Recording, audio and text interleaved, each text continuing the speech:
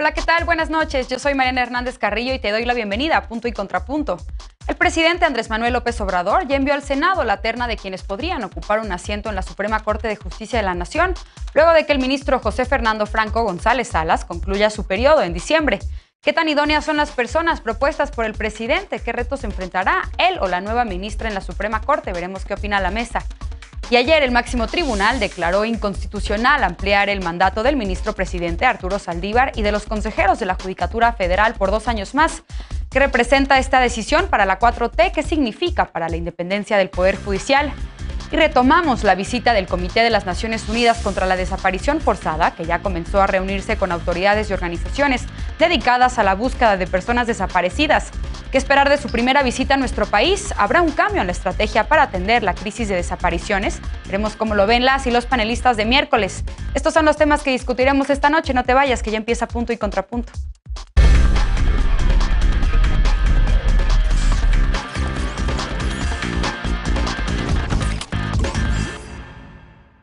Este martes, el presidente López Obrador entregó al Senado la terna para ocupar una vacante en la Suprema Corte de Justicia de la Nación. Así lo anunció la presidenta del Senado, Olga Sánchez Cordero. La vacante a ocupar es la del ministro José Fernando Franco González Salas, cuyo periodo terminará el próximo 12 de diciembre. La terna está integrada por el abogado Bernardo Batis, procurador de Justicia de la Ciudad de México durante la gubernatura de Andrés Manuel López Obrador, y que ha sido diputado federal en 4 ocasiones. También está Verónica de Gibés Zárate, que en 2019 fue propuesta por el presidente López Obrador para la Fiscalía General junto con Batis. También fue magistrada de la primera sala del Tribunal Superior de Justicia de la Ciudad de México. Y por último, Loreta Ortiz, que es nominada por tercera ocasión por el presidente para ocupar un lugar como ministra en la Suprema Corte de Justicia. Actualmente, los 3 son consejeros de la Judicatura Federal. Las personas propuestas deben comparecer ante el Senado, cuyos integrantes tendrán 30 días para decidir quién ocupará durante 15 años un asiento en el máximo tribunal. La designación será definida por el voto de las 2/3 partes de los miembros del Senado. Primer tema, y para debatir esta noche nos acompaña, como cada lunes y miércoles, Lisa Sánchez, directora general de México Unido contra la Delincuencia. Buenas noches, querida Lisa, ¿cómo estás? Muy bien, muy buenas noches de miércoles y dificultades técnicas. ¿Cómo están, querida Mariana? ¿Cómo están todos? Ya la solucionamos, bienvenida. También nos acompaña, como cada lunes y miércoles, Eder Guevara, antropólogo y fundador de Morena. Buenas noches, Eder, bienvenido. Hola, muy buenas noches a todas.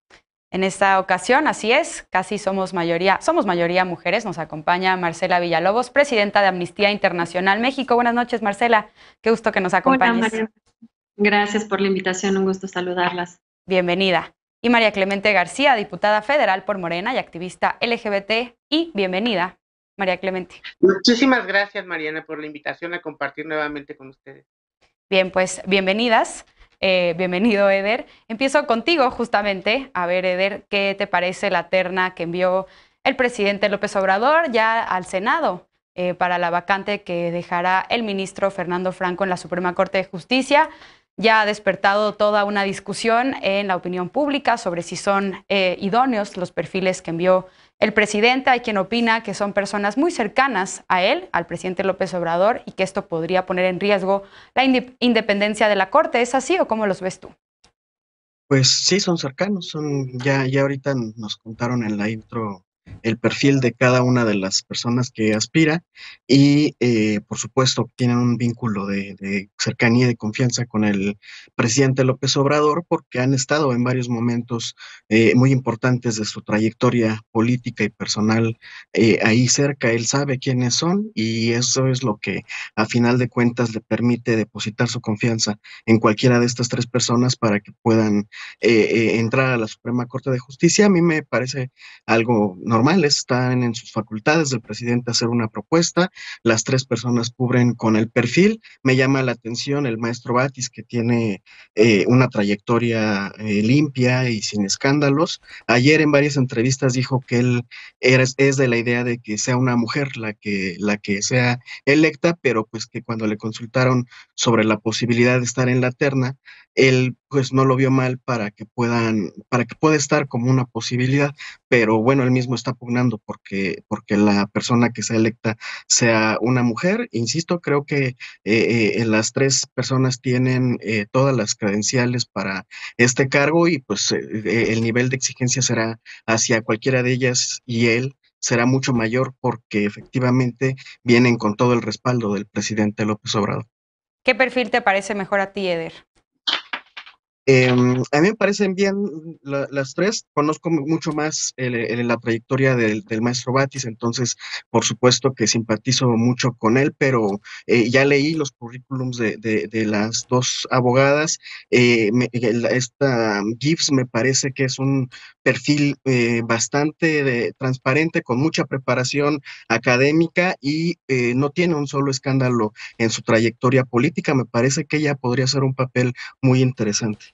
Bien, Marce, ¿tú cómo lo ves? Efectivamente, una de las cuestiones en esta designación del nuevo ministro de la Corte, pues se había contemplado, se había discutido mucho que fuera que se incluyeran a más mujeres o incluso una terna exclusivamente compuesta por mujeres, pero no fue así. Incluso iniciativas como Más Mujeres en la Corte lo habían pedido así, organizaciones ciudadanas. ¿Qué decir de la terna enviada por el presidente López Obrador? ¿Cómo lo ves?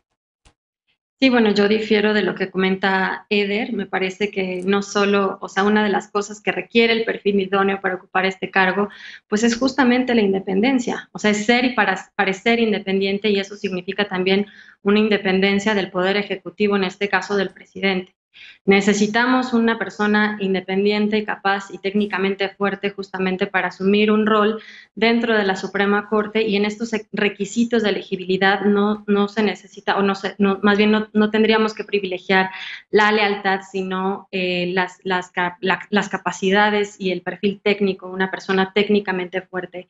Y sobre lo que mencionas de mujeres en la Corte, así es, justamente varias organizaciones de la sociedad civil se sumaron, y voces independientes, nos sumamos justamente a este llamado de más mujeres en la Corte, justamente porque necesitamos otra mujer, porque es la oportunidad histórica de que haya 4 mujeres en la Suprema Corte de Justicia de la Nación, y tener un candidato allí en la terna, pues ya disminuye de por sí esa posibilidad.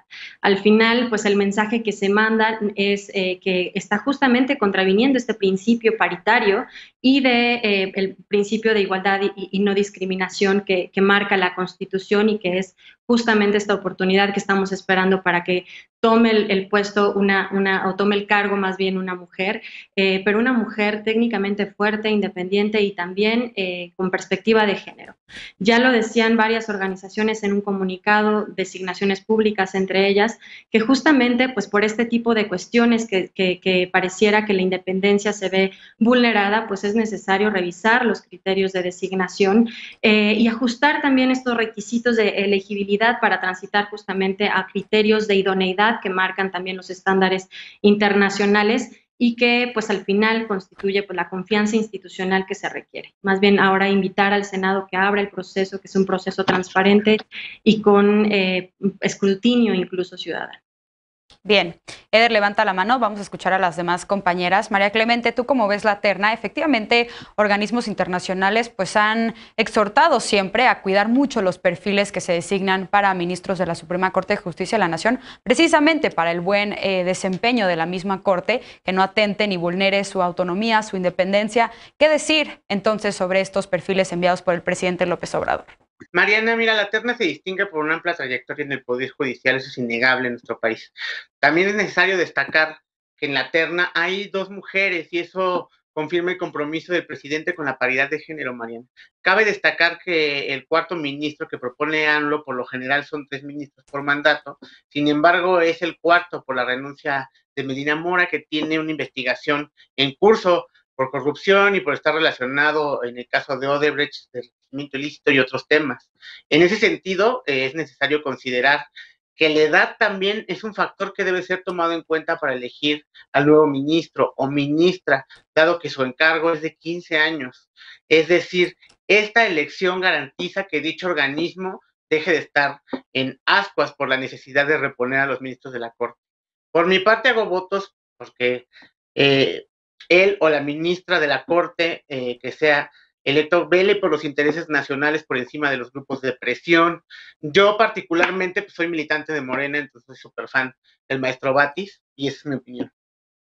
Bien, Lisa, ¿tú cómo lo ves? ¿Qué piensas de esta terna? A mí me parecía de no creer que solamente 13 mujeres hayan ocupado el cargo de ministras en la Suprema Corte de Justicia en la historia.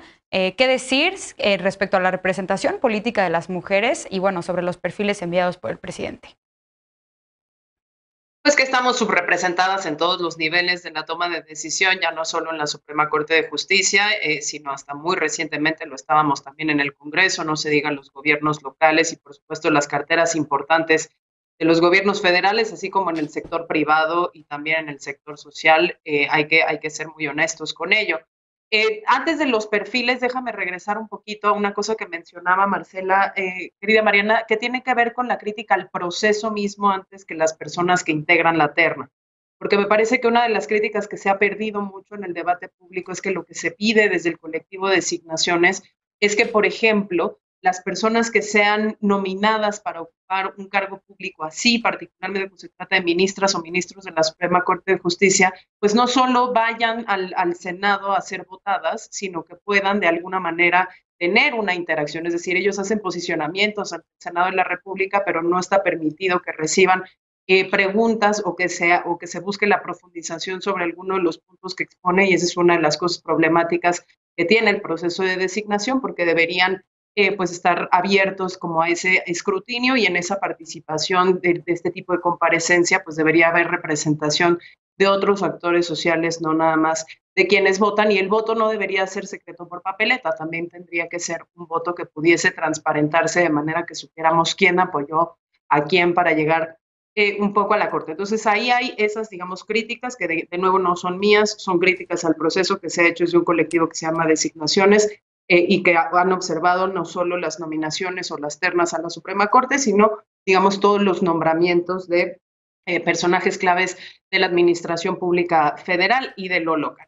Ahora bien, sobre las ternas, creo que había dos puntos importantísimos que se trataron entre los analistas del Poder Judicial que no han salido aquí, porque digo, Marcela ya expuso algunos, evidentemente, pues compartimos pues que hay perfiles que, si bien no forman parte de la trayectoria de la carrera del Poder Judicial, pues gente como Bernardo Batis tiene amplio conocimiento del derecho. Lo que pasa es que en esas ternas, por ejemplo, una de las cosas que se pierde es la tradición de que haya siempre una nominación y siempre un nombramiento de alguien que venga de hacer carrera en el Poder Judicial, es decir, que haya sido juzgado de distrito, que haya sido juez de distrito, que haya sido magistrado, y ellos, ninguno de los tres lo han sido, forman parte del Consejo de la Judicatura Federal, pero no han sido necesariamente juzgadores en el primer nivel ni en el segundo. Han sido procuradores, han sido miembros de gobiernos locales, nadie va a negar esa trayectoria, pero hay una cosa que se rompe de esta tradición de la carrera judicial,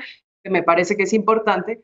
Y la segunda es que cuando Marcela, por ejemplo, decía este tema de ser o parecer independiente, pues hay no solo los cargos públicos que se ostentan hoy en día, digamos, son consejeros del Consejo de la Judicatura Federal, lo cual hace pues que tú los nombres primero al Consejo de la Judicatura para de ahí sacarlos y meterlos a la Corte y luego tener la posibilidad de hacer un segundo nombramiento al Consejo de la Judicatura, y entonces eso es, digamos, una especie de cooptación indirecta del Poder Judicial. Y por el otro lado, los potenciales conflictos de interés que pudieran presentarse en el caso de dos de las integrantes de la terna, porque sus parejas sentimentales ocupan otros cargos de poder, uno en el Tribunal Electoral y la otra es en la presidencia del Tribunal Superior de Justicia de la Ciudad de México, cosa que nadie está diciendo que forzosamente se tengan que materializar, pero eso, de acuerdo a los estándares internacionales que mencionaba Marcela, sería criterio suficiente para poder excluirlas de la terna, justamente porque el riesgo es muy fuerte, y eso fue algo que, por ejemplo, también se discutió en el caso de Yasmín Esquivel o en el caso de Ríos Farjat. Entonces yo lo dejaría ahí, proceso igualmente importante que quien compone la terna, y de quienes componen la terna, pues decir que se pierde esta posibilidad de que hayan sido juzgadores, y dos, pues que potencialmente podría haber conflictos de interés en dos de los casos de las nominadas. Eder, tenías un contrapunto, adelante. Verónica de Gibbs fue magistrada de la primera sala del Tribunal Superior de Justicia de la Ciudad de México y su marido igual Pero no del está Poder de en el Justicia poder, Federal. y su marido igual está en el Poder de Justicia, entonces ahí yo no veo que haya necesariamente un conflicto de intereses. Me parece que, decía Marcela, yo coincido con ella y con lo que plantea Lisa, de que tiene que haber otros procedimientos, otros que sean más transparentes, que garanticen que entren mejores perfiles, que no dependan directamente del poder político en turno. Pero ahorita este es el procedimiento que hay. Insisto, no se ha descalificado el perfil ni de Verónica de Gibbs ni de Loreta. Me parece también, decía Marcela, que es importante que tengan el perfil técnico. Yo no veo en qué está descalificada en este caso Verónica de Gibbs, que tiene suficiente preparación, suficiente trayectoria como para poder desempeñar en la Suprema Corte de Justicia el cargo. Al final de cuentas, ya en las comparecencias se verá con más transparencia el perfil de cada una y pues veremos en el Senado cómo se dan el debate y cómo se van perfilando cada una de las tres personas que aspiran a la Suprema Corte de Justicia. Bien, tenemos tiempo todavía, quizá para otra ronda de intervenciones, y a mí me gustaría poner otro tema sobre la mesa, y es más bien no minimizar el hecho de que sea la cuarta vez que el presidente López Obrador tiene la oportunidad de nombrar a un ministro o ministra de la Suprema Corte de Justicia de la Nación, bueno, de proponer una terna, desde luego ratificada y aprobada por el Senado de la República, y que la composición, digamos, de fuerzas al interior del Tribunal Constitucional, pues será redefinida también, porque el ministro presidente Arturo Saldívar pues va a dejar la presidencia a finales del próximo año. Pues más bien eso, no me refería a la capacidad técnica que evidentemente pueden tener como las candidatas propuestas. Solo recordar que Loreta Ortiz fue incluida ya en las dos ternas anteriores que presentó el presidente, que culminaron justamente en la designación de Juan Luis González Alcántara y en la pasada de Yasmín Esquivel. Y pareciera que como si no hubiera más perfiles. Yo creo que en este país hay muchísimas mujeres que podrían estar o tener como estos perfiles idóneos, ¿no? Que justamente se apeguen a la independencia que necesita justamente para no poner en entredicho su imparcialidad. Entonces hay quienes critican la terna justamente porque pareciera una terna reciclada, y más bien ver pues justamente o seguir impulsando más bien, y ahora pues en este tema específicamente de los criterios de designación y de la idoneidad. Bien, Lisa, ¿quieres reaccionar también sobre este tema y después ceder? Lo que decías tú, que es importantísimo, que es el cambio de presidencia de la Suprema Corte de Justicia de la Nación el próximo año, en donde pues se trascendió por ahí en algunos medios que si bien no es un secreto que el ministro presidente actual, el ministro Arturo Saldívar, tiene una afinidad ideológica con el presidente y con el proyecto político que representa, no está dado que el siguiente o la siguiente presidenta vayan a ser de esa misma afinidad política, de ahí que sea tan importante que en esta terna se garantice que quien entre pueda ser parte de este mismo proyecto, de manera que puedan tener pues al menos 2 o 3, no incondicionales, pero sí afines, ¿no? Dado que, pues como lo vamos a ver en el siguiente bloque, ya se empezó a ver que los 3 ministros que llegaron en este sexenio empiezan a tener votos independientes con respecto a proyectos que pueden de alguna manera afectar el proyecto del presidente López Obrador, ¿no? Entonces ahí hay una importancia también política y estratégica para el relevo de la presidencia de la Corte. Bien, Eder, adelante. Sí, rápido. Se ha hablado mucho sobre el papel que juega la Suprema Corte de Justicia. Las votaciones recientes que ha habido sobre diversos temas que han sido complicados, que incluso a veces se contraponen con la presidencia de la República, como el tema que vamos a hablar en el siguiente segmento. La Suprema Corte ha actuado independiente, ha hecho votaciones en contra de puntos como lo de la prisión preventiva oficiosa del gobierno federal, que se la tiraron en la Suprema Corte de Justicia.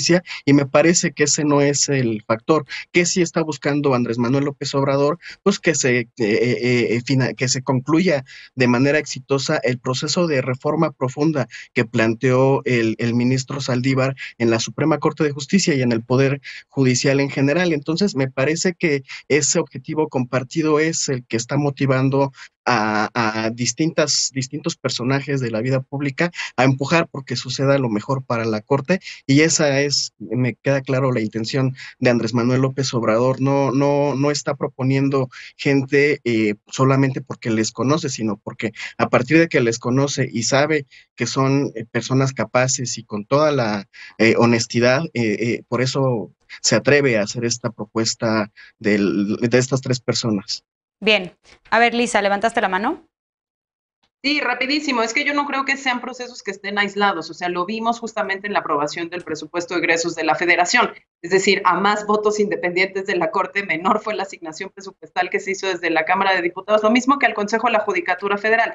De ahí que también el mismo ministro presidente, con todo y su afinidad al proyecto de la cuarta transformación, terminó diciendo, pues tenemos que resolver de alguna manera estos recortes draconianos que nos hicieron, porque no va a haber forma con este presupuesto menor que nos entregaron de hacer la implementación total de la reforma al Poder Judicial que se hizo y se aprobó en el legislativo con el trabajo justamente del ministro presidente y de su equipo desde la Suprema Corte de Justicia. Seguramente lo vamos a tocar en el bloque siguiente, pero también esa fue la reacción del monrealismo hoy en el Senado de la República contra la anulación justamente del 13º transitorio de la reforma al Poder Judicial. Efectivamente, todavía tenemos otro bloque para discutir lo que está pasando al interior del Poder Judicial y la relación con el Poder Ejecutivo.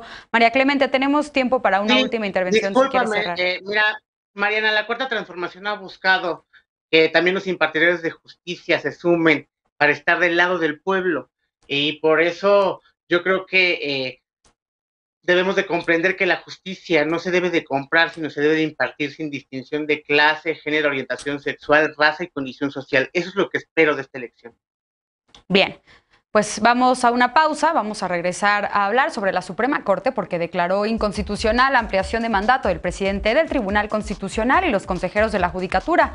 Además, el máximo tribunal también determinó que funcionarios de organismos autónomos pueden percibir un salario mayor al del presidente de la República. De ello hablaremos cuando regresemos a Punto y Contrapunto. No te vayas.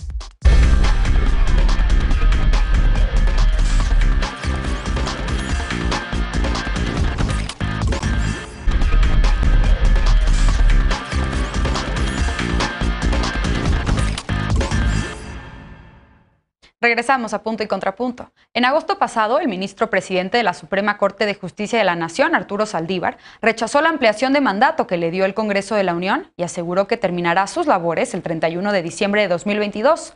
Ayer, el máximo tribunal anuló por unanimidad la decisión del Congreso. Veamos en contexto. Ayer, el Pleno de la Suprema Corte de Justicia de la Nación declaró inconstitucional la ampliación de mandato del presidente del Tribunal Constitucional y los consejeros de la Judicatura Federal. En abril pasado, dentro de la reforma al Poder Judicial aprobada por el Congreso, se incluyó un artículo transitorio para extender dicho periodo 2 años con el argumento de dar tiempo suficiente para implementarla. En su resolución, el máximo tribunal apuntó que dicho artículo viola los principios de supremacía constitucional, jerarquía normativa, división de poderes y autonomía e independencia judicial. La semana pasada, los ministros de la primera sala de la Suprema Corte determinaron además que los funcionarios del Instituto Federal de Telecomunicaciones pueden percibir un salario mayor al del presidente de la República. En junio pasado, el IFT promovió una controversia constitucional en contra de la Ley Federal de Remuneraciones de los Servidores Públicos que establece este tope salarial. El 7 de julio, el ministro Fernando Franco negó la suspensión de la medida, pero el IFT impugnó esa decisión. Esta resolución abre la posibilidad a otros órganos autónomos como el Instituto Nacional Electoral, el Banco de México, el Instituto Nacional de Estadística y Geografía y la Comisión Federal de Competencia Económica de conseguir la suspensión del tope salarial. En el artículo 9 de la Ley Federal de Remuneraciones de los Servidores Públicos se establece que ningún servidor público recibirá una remuneración o retribución por el desempeño de su función, empleo, cargo o comisión igual o mayor a la remuneración anual máxima que tenga derecho a recibir el presidente de la República. Punto y contrapunto. Lisa, son varios temas a discutir, seguimos hablando del Poder Judicial y ya era muy previsible este fallo de la Suprema Corte de Justicia para rechazar y declarar inconstitucional esta ampliación del mandato. Incluso el mismo ministro de la Suprema Corte, ya lo decíamos en la nota introductoria, pues había dicho que él iba a terminar sus funciones cuando marcaba la ley a finales del próximo año. ¿Qué decir entonces sobre este fallo? ¿Qué representa? Pues lo primero es que representa una reacción pública que también fue unánime, como el voto de ayer de la Corte, que justamente lo que decía es que tantito sentido común bastaba para decir precisamente pues que si la Constitución era muy puntual en decir cuáles eran los límites de los mandatos del presidente y de los consejeros de la Judicatura Federal, pretender que por la vía legislativa y a través de un transitorio se podía darle la vuelta a ese mandato constitucional, pues era no solo ingenuo, sino era abiertamente violatorio y por lo tanto la Corte lo tenía que tirar sí o sí.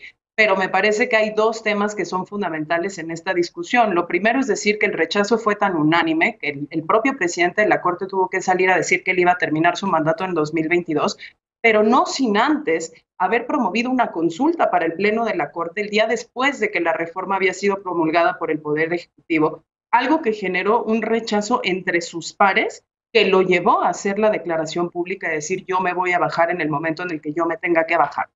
Eso es uno. Esa consulta se quedó sin materia en el momento en el que el Pleno de la Corte resolvió ayer por esa unanimidad la controversia constitucional presentada por la minoría legislativa, en donde justamente pues lo que criticaban era que había sido un albazo legislativo, que se había introducido esto de último minuto y que además era abiertamente inconstitucional.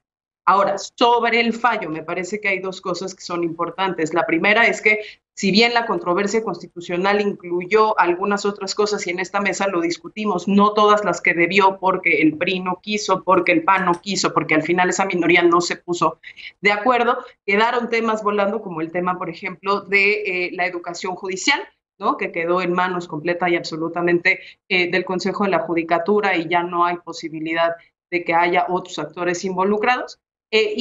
También otras cosas relacionadas con el tema de la independencia judicial. Solo se votó ese 13º transitorio. Por el otro lado, hubo algunos argumentos que a mí me preocuparon en lo que pude ver de la sesión. Lo primero es que la Corte no consideró que la introducción de último minuto de ese transitorio, sin que violando el proceso parlamentario, haya sido problemático per se. Y eso creo que sienta un precedente espantoso, porque acuérdense cómo tiramos la Ley de Seguridad Interior, justamente porque había sido un fraude en la Constitución en el sentido en el que había violado todo el proceso parlamentario. Entonces, ese es un mal precedente. El otro, una cosa que, digamos, de algo separarse del criterio de la extensión de mandato de los consejeros electorales o de los magistrados electorales, mejor dicho, porque lo que dijeron aquí es que si bien en el caso anterior, que era el que usaban todos los que apoyaban el 13º transitorio cuando la reforma se publicó, es que si esto ya se había hecho en el caso de lo electoral, ¿por qué no se iba a utilizar acá? Ayer la Corte les dijo, pues por una razón muy simple, y es que ahí sí había una disposición constitucional expresa que lo impedía, mientras que en el caso de lo electoral no, y es una buena noticia que se hayan apartado de ese criterio.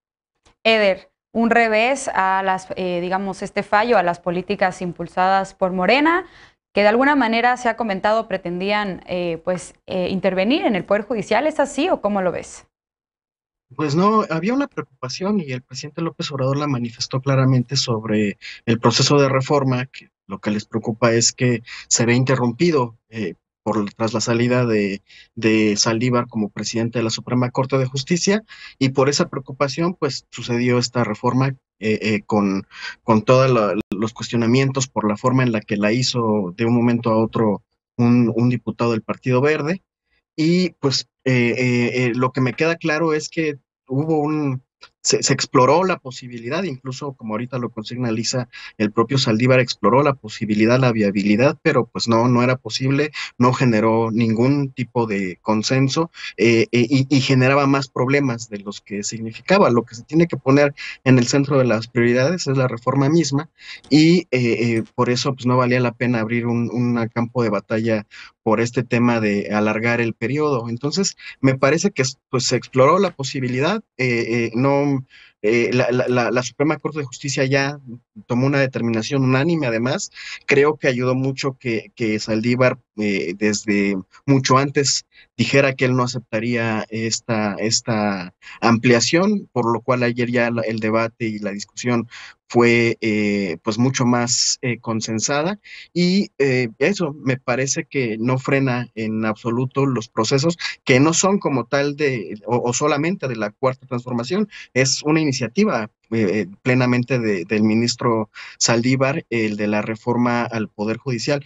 Me parece también que en el tema de los recortes hay una necesidad muy clara en este momento para el 2022, que es salir de la crisis económica que la pandemia ha provocado. Sabemos todo el mundo que ahorita a nivel global hay una inflación muy fuerte, está el temor de que esta inflación le está pegando de manera muy fuerte a Estados Unidos, y pues hay el temor de cómo pueda a nosotros Sí. llegarnos esta crisis, y por eso el presupuesto que se está haciendo está pidiéndole a todas las instituciones que se ajusten a la nueva necesidad, porque hay que impulsar la economía, y por supuesto que eso también le tocó ahora a la Suprema Corte de Justicia. Sí.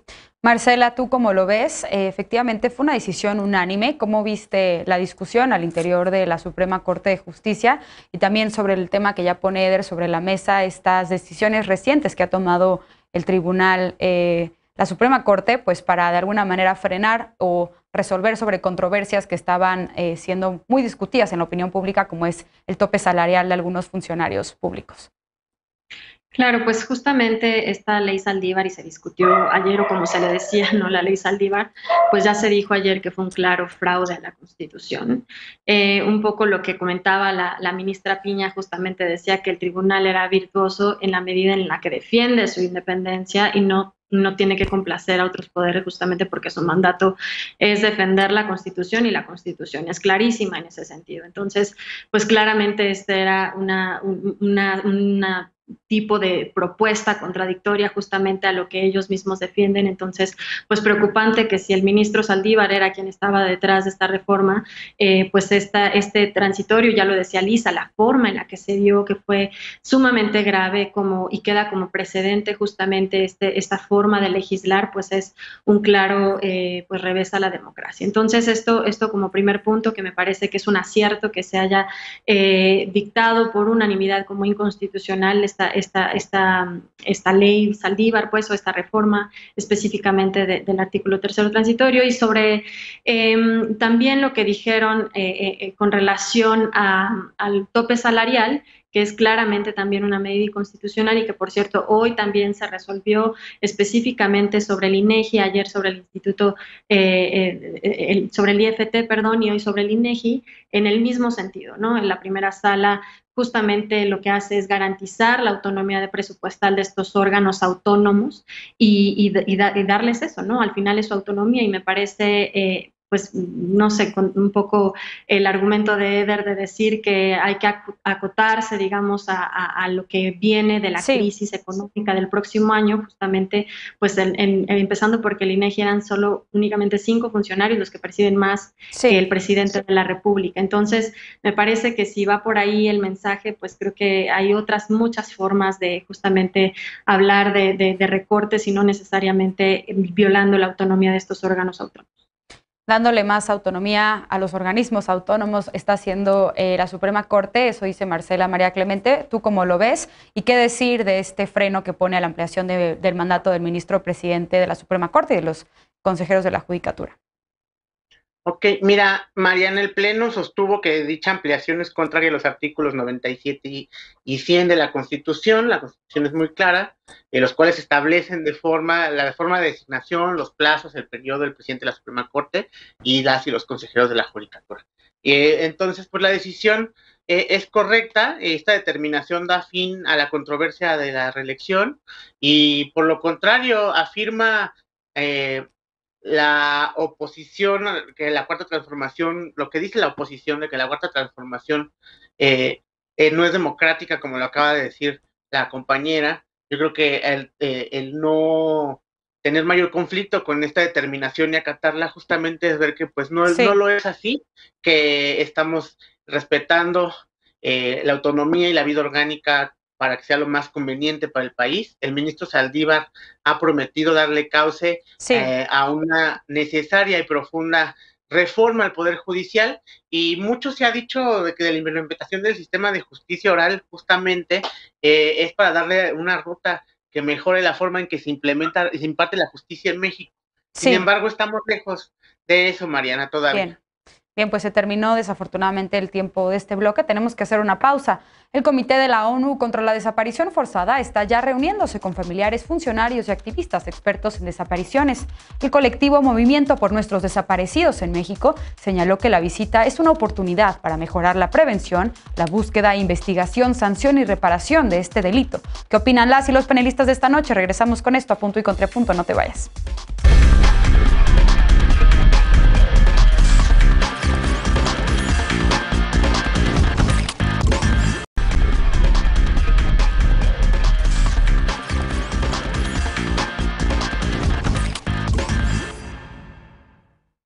Regresamos a Punto y Contrapunto. Ante la visita del Comité de la ONU contra la Desaparición Forzada, 70 colectivos de búsqueda agrupados en el Movimiento por Nuestros Desaparecidos en México exigieron a las autoridades de nuestro país cooperar y asumir compromisos para prevenir, castigar y reparar el daño de este delito. Veamos en contexto. Este lunes el Comité de la ONU contra la Desaparición Forzada inició una serie de reuniones y empezó a reunirse con funcionarios y organizaciones de la sociedad civil dedicadas a la búsqueda de personas desaparecidas. Para el colectivo Movimiento por Nuestros Desaparecidos en México, la visita es una oportunidad de obtener una visión con las mejores prácticas para mejorar la prevención, búsqueda, investigación, sanción y reparación de desapariciones. En México oficialmente hay 94,000 personas desaparecidas y según el colectivo no hay una coordinación efectiva entre la investigación de autoridades y la participación de familias en la búsqueda. México también atraviesa una crisis en materia forense. Existen por lo menos 52,000 personas fallecidas sin identificar, la mayoría en fosas comunes de cementerios públicos bajo la responsabilidad de las fiscalías. El Comité de la ONU contra las Desapariciones Forzadas había solicitado reiteradamente visitar nuestro país desde 2013. Sin embargo, el gobierno de Enrique Peña Nieto no admitió la competencia de este órgano para recibir y examinar comunicaciones en nombre de las personas sujetas a su jurisdicción que aleguen ser víctimas de violaciones por el Estado. En 2015, en su primer informe sobre México, el comité señaló que hay desapariciones generalizadas, muchas de las cuales pueden calificarse como desapariciones forzadas.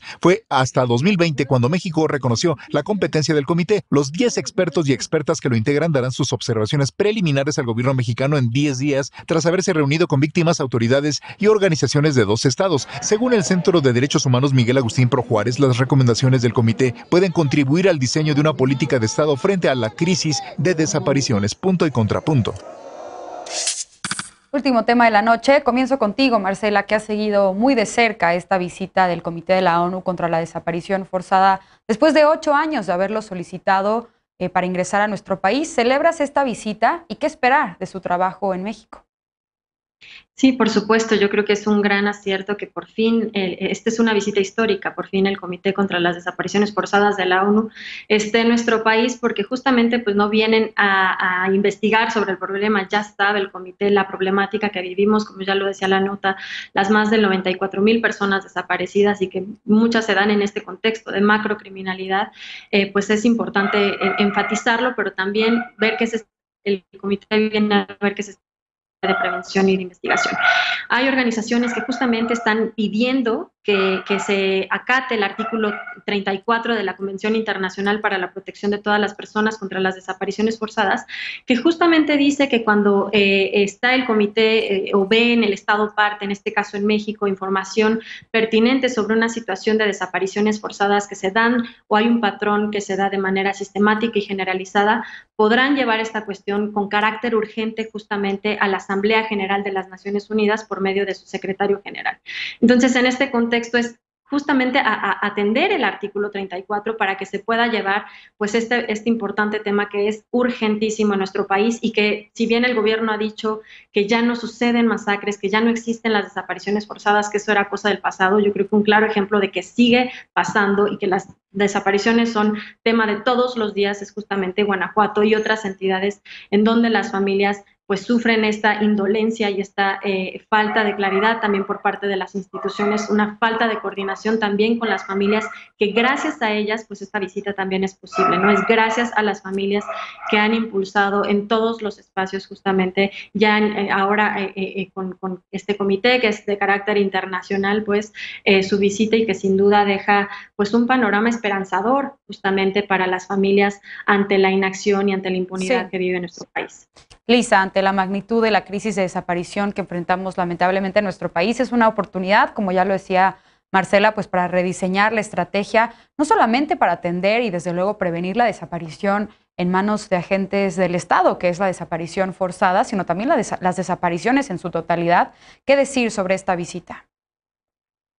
Yo creo que sí, siempre es una oportunidad y sobre todo es una gran responsabilidad, porque digamos, aunque es la primera vez y esta visita es histórica en el sentido en el que es la primera visita a un país, en el sentido en el que tienen un mandato en donde podrían llevar el caso de México ante la Asamblea General por la persona del secretario general y ahí poder plantear pues medidas muchísimo más drásticas que no impliquen un poco de las medidas a medias que ya se han intentado en otros momentos históricos o incluso en este sexenio, como con las comisiones de la verdad para el tema de la guerra sucia, donde hay un mandato indefinido, no hay presupuesto, por ejemplo, pocas obligaciones, sobre todo para los principales perpetradores de temas de desaparición, como puede ser el ejército, que no está obligado a participar, que no está obligado a transparentar su información, que no está obligado a abrir sus archivos, ¿no? Lo que este tipo de visitas y este tipo de mandatos podrían ofrecerle a México es una salida distinta, una salida que implique un mecanismo extraordinario internacional de supervisión para obligar a la Fiscalía General, para obligar a las 32 fiscalías estatales, para obligar a todos los tomadores de decisión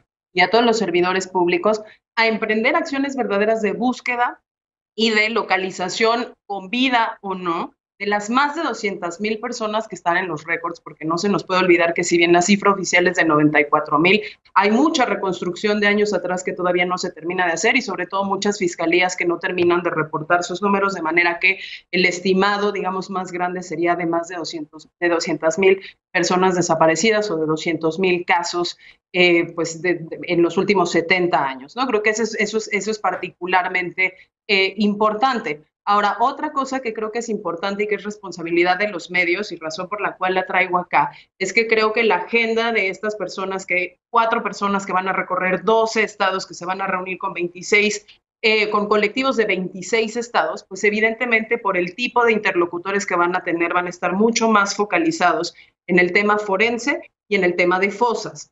No es por decir que eso no sea importante, me parece que es fundamental, pero creo que es necesario que este comité entienda cuáles son las causas institucionales, estructurales y sistémicas de la desaparición en México, y ahí hay dos cosas importantísimas. El contexto generalizado de impunidad, que para todos los delitos, el tema de porque particularmente para la desaparición forzada, los principales perpetradores han sido siempre miembros de las Fuerzas Armadas, aunque no solamente. También hay la desaparición cometida por particulares, pero en este caso el mandato es de desaparición forzada. Y creo que ahí sí nos tenemos que concentrar en explicar cómo es que México llegó aquí, cómo es que México ha sido incapaz de revertir esa crisis de impunidad para todos los perpetradores, no solo aquellos del mundo criminal.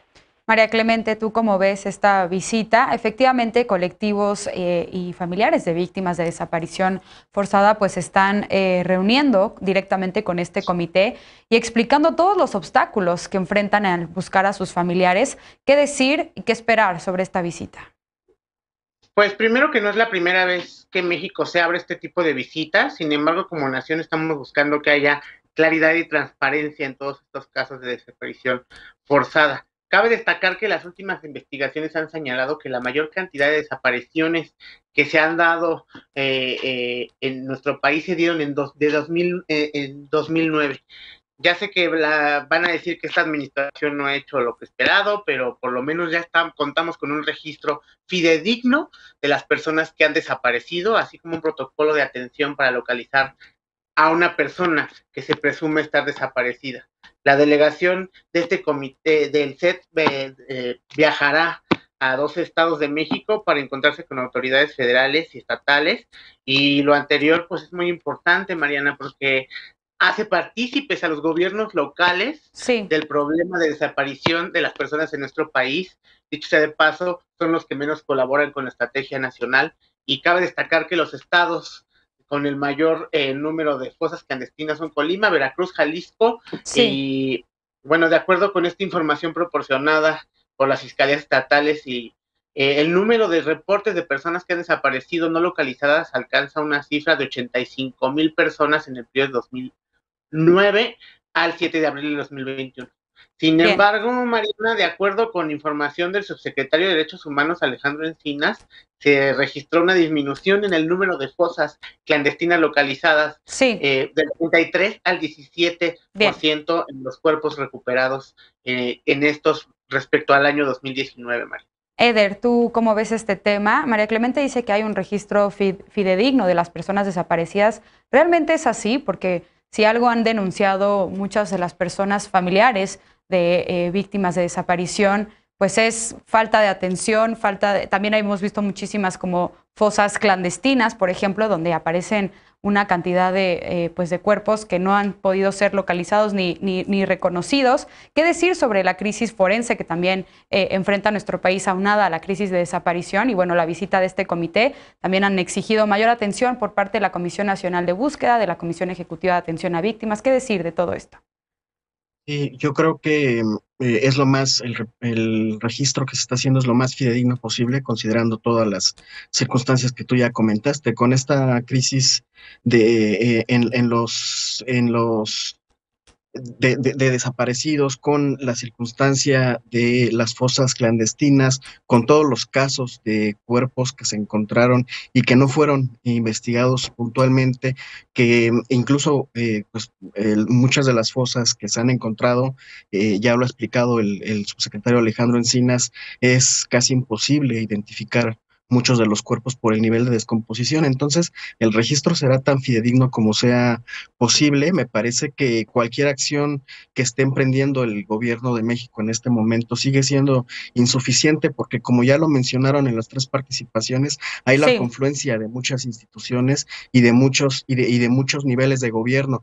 Uno de los asuntos que me parece que será muy interesante es justamente leer el diagnóstico que se lleve esta comisión de la ONU para que también puedan ayudar. Y Alejandro Encinas, desde la Secretaría de Gobernación, ha hecho el señalamiento de que no hay suficiente colaboración de varias de las fiscalías estatales, del Ejército, de la Fiscalía General de la República, y creo que la presencia de este comité de la ONU puede ayudar para presionar a todas estas instancias y que todos puedan entrarle en el mismo nivel con el trabajo del Sistema Nacional de Búsqueda. Eso es, creo yo, lo más interesante. Me llama la atención el tema de Jalisco. Ayer hubo una detención importante de una administradora de los dineros del cártel Jalisco Nueva Generación y no participó la policía estatal. Ahí hay una circunstancia que tiene que ver con el papel de los gobiernos locales. Tengo solamente 20 segundos para un contrapunto. Creo que Lisa levantó primero la mano. Adelante, pero tenemos que ir a corte. Rapidísimo, nada más es que cuando dicen que el REMPED es el mejor posible, ignoran una cosa. Fue en esta administración cuando se hizo una reforma que sacó a la Secretaría de Gobernación del Sistema Nacional de Información. La Comisión Nacional de Búsqueda está en Segov y por lo tanto no puede acceder a todas las bases de datos que sí pueden acceder otras dependencias como la Secretaría de Seguridad Ciudadana. Entonces no hay necesariamente el mejor registro, y otro de los mejores ejemplos de que no se ha hecho todo lo que se podía hacer es que no hay titular de la Comisión Nacional de Atención a Víctimas. Así es, todavía no tiene titular. Bueno, pues acabó el tiempo, ojalá que sí se dé esta cooperación realmente y que la visita sea fructífera, sobre todo para dar justicia a las personas desaparecidas. Vamos a una pausa y regresamos ya con la paparrucha de esta noche. Y para despedirnos de las y los panelistas, no te vayas.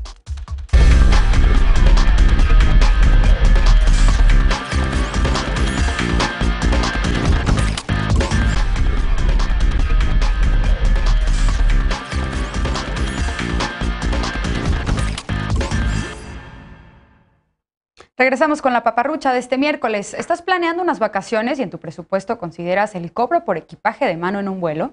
Pues según la Procuraduría Federal del Consumidor, la Profeco, las aerolíneas no pueden cobrarlo. El pasado 5 de noviembre, la Profeco exhortó a 3 aerolíneas a considerar un equipaje de mano sin costo extra en cualquiera de sus tarifas. Según esta institución, puedes abordar un avión con una maleta de no más de 10 kilos y que no mida más de 55 centímetros de largo por 40 de ancho sin que te cobren. Así es, cobrar extra por un equipaje de este tipo viola el artículo 47 de la Ley de Aviación Civil, que establece el derecho de las personas pasajeras a cargar con equipaje de mano. Si vas a comprar un vuelo y te cobran, debes interponer una queja ante la Profeco con tu número de vuelo, fecha de salida y regreso, ruta y costo del servicio. Esto lo puedes hacer por teléfono o a través del chat de su plataforma. La Procuraduría te contactará con un abogado conciliador de la institución para que negocie con la aerolínea el precio. La dependencia indicó que de no detener estas prácticas abusivas, así como las llamó, emprenderá acciones legales. Muchas gracias por habernos acompañado. Recuerda seguirte cuidando porque seguimos en pandemia, así que por favor, si sales, utiliza cubrebocas y sobre todo vacúnate cuando te toque. Muchas gracias también a las panelistas, en este caso somos mayoría mujeres. Gracias, Lisa. Gracias, Marcela. Gracias, María Clemente. Y muchas gracias, Eder. Cuídense. Yo soy Mariana Hernández Carrillo y esto fue Punto y Contrapunto. Descansa. Buenas noches.